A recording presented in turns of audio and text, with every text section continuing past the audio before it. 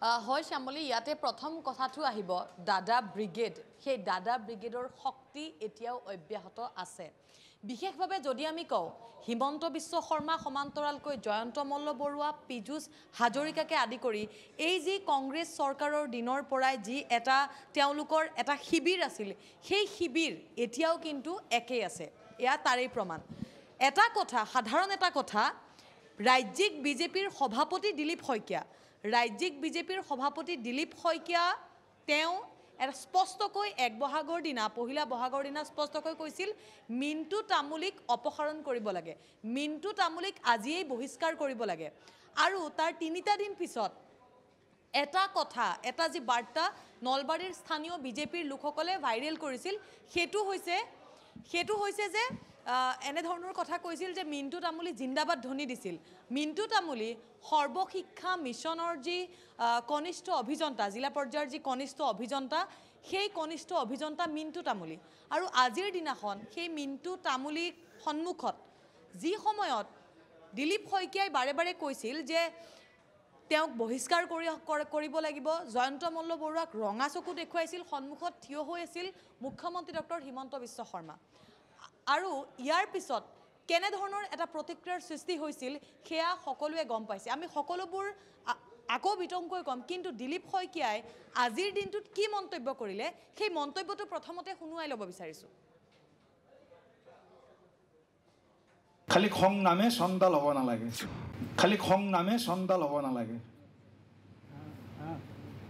যিয়ে নহওক, খং পাব্লিক প্লেচত এইটো এটা ৰাজনৈতিক নেতাৰ বাবে ৰমেন্দ্ৰে কোৱা কথা মোক, don't lose temper in public places. সেইদিনা এটা ভুল হৈছে মোৰ, যি হওক ৰেকৰ্ড কৰিছা নেকি? সেইদিনা এটা ভুল আছিল, খালি খং নামে চন্দাল হ'ব নালাগে, খালি খং নামে চন্দাল হ'ব নালাগে। যিয়ে নহওক, খং পাব্লিক প্লেচত এইটো এটা ৰাজনৈতিক নেতাৰ বাবে ৰমেন্দ্ৰে কোৱা কথা মোক, don't lose temper in public places. সেইদিনা এটা ভুল হৈছে মোৰ, যি হওক ৰেকৰ্ড কৰিছা নেকি? খালি খং নামে চন্দাল হ'ব নালাগে, খালি খং নামে চন্দাল হ'ব নালাগে। যিয়ে নহওক, খং পাব্লিক প্লেচত এইটো এটা ৰাজনৈতিক নেতাৰ বাবে ৰমেন্দ্ৰে কোৱা কথা মোক, don't lose temper in public places. সেইদিনা এটা ভুল হৈছে মোৰ, যি হওক। এটা কথা দিলীপ শইকীয়াই যিটো কথা আজি ক'লে যে মোৰ পাব্লিক প্লেচত, অৰ্থাৎ এই যেতিয়া বহু লোক আছিল, তাত মুখ্যমন্ত্ৰী ডক্টৰ হিমন্ত বিশ্ব শৰ্মা আছিল, জয়ন্ত মল্ল বৰুৱা আছিল, এই পাব্লিক এটা প্লেচত খং কৰাটো তেওঁৰ ভুল আছিল। সেইটো কথা নিঃসন্দেহে আমি সকলোৱে হয়তো মানি ল'ব পাৰোঁ যে মুখ্যমন্ত্ৰী ডক্টৰ হিমন্ত বিশ্ব শৰ্মা আছিল, লগতে দলীয় যি কৰ্মী, সেই কৰ্মীসকল আছিল, এগৰাকী মন্ত্ৰী জয়ন্ত মল্ল বৰুৱা আছিল। আৰু সেই সময়ত দিলীপ শইকীয়াৰ যিটো ব্যৱহাৰ, সেই ব্যৱহাৰটো সঁচাকৈ কিছু ক্ষেত্ৰত অশোভনীয় আছিল, যে তেওঁক উলিয়াই দিব লাগে, আজিয়েই বহিষ্কাৰ কৰিব লাগে, এনেধৰণৰ কথা কৈছিল। কিন্তু তেনেকুৱা কথা কোৱাৰ পিছতো তাৰ দুদিন পিছতেই এই যিগৰাকী মিণ্টু তামুলী, সৰ্বশিক্ষা মিছনৰ জিলা বিভাগৰ যি কনিষ্ঠ অভিযন্তা মিণ্টু তামুলী, তেওঁ এগৰাকী চৰকাৰী চাকৰিয়াল হোৱাৰ পৰিৱৰ্তে তেওঁ বিজেপিৰ যি মণ্ডল প্ৰেছিডেণ্ট, অৰ্থাৎ মণ্ডল যি সভাপতি, সেই বিজেপিৰ মণ্ডল সভাপতি মিণ্টু তামুলী। তাৰ সমান্তৰালকৈ জয়ন্ত মল্ল বৰুৱাৰ ব্লু আইড বয় বুলি কোৱা হয় নলবাৰীত মিণ্টু তামুলীয়ে মণ্ডল প্ৰেছিডেণ্ট এগৰাকীয়ে ৰাজ্যিক বিজেপিৰ সভাপতিগৰাকীক সেইদিনাখন যিটো জিলা মণ্ডল পৰ্যায়ৰ কাৰ্যালয় উদ্বোধন কৰিবলৈ গৈছিল মুখ্যমন্ত্ৰী ডক্টৰ হিমন্ত বিশ্ব শৰ্মাই, সেই উদ্বোধনী কাৰ্যালয়ত সোমাবলৈ দিয়া হোৱা নাছিল, তেওঁক বাহিৰত ৰখাই থোৱা হৈছিল। তাৰপিছত খং উঠিছিল দিলীপ শইকীয়াৰ। ইয়াৰ পিছত সেই সময়তেই কৈছিল যে মিণ্টু তামুলীক আঁতৰাই দিব লাগে, মণ্ডল প্ৰেছিডেণ্টৰ যি বাব, সেই বাবৰ পৰা তেওঁক আঁতৰাই দিব লাগে।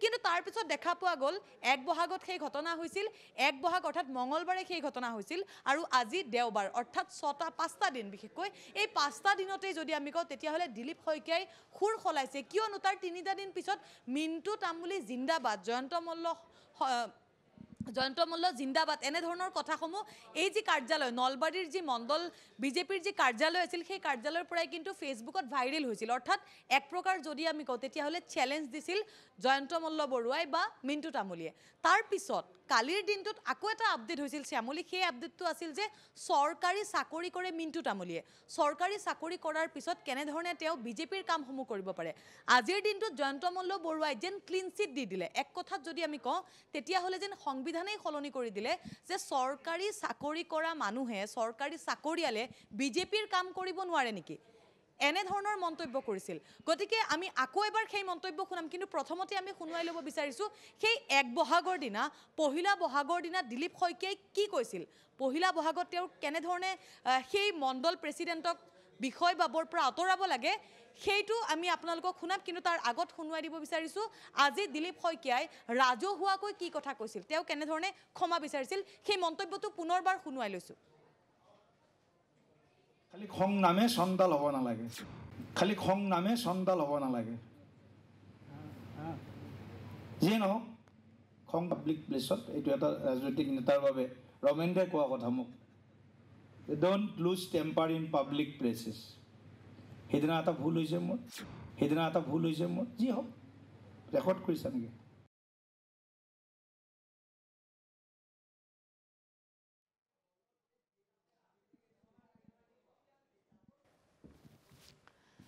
হয় জবা আমি দুটা ঘটনা আসলতে আপোনালোকক দেখুৱাইছো পহিলা বহাগৰ দিনা কি হৈছিল কেনে ধৰণে আসলতে দিলীপ শইকীয়াই উষ্মা প্ৰকাশ কৰিছিল সেইখিনি আমি আপোনালোকক দেখুৱাইছো আৰু তাৰ পাছত আজি পদ পৰিৱৰ্তন ঘটিল আৰু অৱশেষত নিজৰ ভুল মানি ললে সকলোখিনি কথা স্বীকাৰ কৰিছে ৰাজ্যিক বিজেপিৰ সভাপতিয়ে আৰু নলবাৰী ঘটনাক লৈ ভুল স্বীকাৰ কৰিছে দিলীপ শইকীয়াই ইতিমধ্যে আমি শুনাইছো কি কৈছে আৰু তেখেতে স্পষ্টভাৱে কৈছে যে ৰঙিয়াত দিলীপ শইকীয়াৰ সেই স্বীকাৰোক্তি যে মোৰ ভুল হৈছিল আৰু ভাষণত ৰাজ্যপাল ৰমেন ডেকাৰ কথাৰ উদ্ধৃতিৰে তেখেতে ভুল স্বীকাৰ কৰিছে যে ৰাজহুৱা স্থানত মই তেনে ধৰণৰ কাম কৰিব নেলাগিছিল সেইখিনি কথা উল্লেখ কৰিছে